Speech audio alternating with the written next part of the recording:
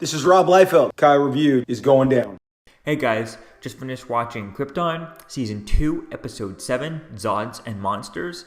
Wow, what an amazing episode. So we start off this episode right where we left off from last episode. And we have Zod catches Doomsday. He shoots him with his gun thing, that the Codex. And he's able to kind of hits him in the face, he's able to knock him out. So that was really cool seeing that. We see that Seg turns, Seg and Nissa and Korvax are on their way to get the Brainiac ship so that he can, become more powerful, so that Seg can become more powerful to try and stop Zod and all this stuff. But he decides to stop, and he realizes he can't bring Brainiac to his own ship. He'll get too powerful, right?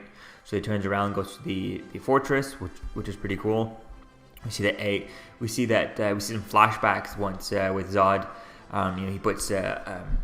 He puts Doomsday in the mind eraser thing to go through his memories and reprogram him and stuff. And we get flashbacks to Doomsday's origin and stuff. We see that, and the elves and the Zods were teamed up to make Doomsday, and it was quite interesting seeing the L side of it being the more ruthless side of this dynamic. I think it was kind of, they obviously had to do that because it'd be too obvious to just making the Zod the bad guy the whole time, even while they're doing these experiments. So it kind of flipped it a little bit by making the L the ruthless one, the one who was pushing it too far, who kind of pretty much did most of the the breaking down of Doomsday and killing and reviving and killing and reviving and all that stuff. So that was very cool watching that. And those Doomsday flashbacks were really, really emotional. They're really cool to watch. Really great done. And Doomsday on this show is by far the best Doomsday we've ever seen live action. And that I'm even considering the Batman v Superman. And they had one on Smallville, which was okay. But this Doomsday looks amazing. He's perfect type thing. I definitely want to see some.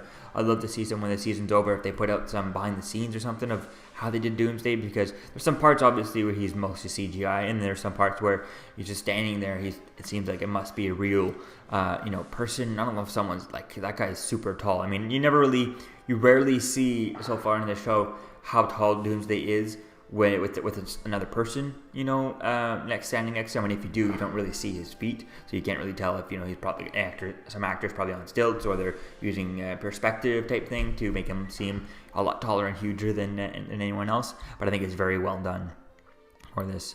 We see that Nissa has to try and cut a piece of Brainiac is stuck to the back of to the stem of Seg's brain. She has to use a hand tool to kind of cut him out. I thought we're going to get a scene where she's doing that really close and almost makes it, but we don't really do that. They show her cutting it, and then we just cut away, and then we come back, and she already has it out. So we don't really see the whole process as to what really happens with it. We just see her with it later on in her hands and kind of putting it away type thing. So that was kind of interesting there. They reveal that Nissa Vec decides to wants to change Korvac's name, doesn't want him having the core name, and then they end up renaming Korvax to Jor-El. So that was really cool. That's really going to be cool to see where that building up that storyline. We see that Brainiac ends up takes over hologram Val, and then he leaves and he takes Jor-El with him. So that kind of confuses me. I don't really understand how he's the piece that was taken out of Seg, took over the hologram version of Val-El, but how was he able to do all this stuff? Now I understand that maybe he's just still a hologram, and he's able to he's able to move from this hologram machine that's in the fortress and move all that into the computer of his ship. So that'll be quite interesting to see as to where things kind of go with that. Is he kind of physical? Because when Val, before they took the piece out of Seg, Val was like, "You have to do this. I'm a hologram," right? He pretty much couldn't do anything, couldn't touch anything, but do this, the surgery and actually cut into Seg type thing. So that would be quite interesting to see as to how things kind of go with that. Do we get Lobo back to try and help fight this? That'll be quite cool. They still need to set up Lobo's TV show for him to get a spin-off. So that'll be quite fun to see where things kind of go with that. And I definitely can't wait to see as to how things kind of go, and explain a little bit more as to how he's kind of looks. Because there were points where he looked very, very much like physically there and not so much as a hologram. So it's like, has he able to change that type thing, or is he still just kind of a hologram where he can't physically pick up stuff, but he can do all kinds of damage by remotely controlling and getting into the computer system of his ship, right? So I think that could be quite cool with that. Or maybe he can somehow use his ship to build himself another physical body type thing, so he can actually be physical there. So all in all, I definitely can't wait to see as to where things are kind of going. Really liking this show, and the ending of that of Brainiac taking Jor-El was just perfect. I definitely can't wait to see more. So let me know what you think, guys. Put this episode in the comments below, and I'll see you guys in the next video. Peace out.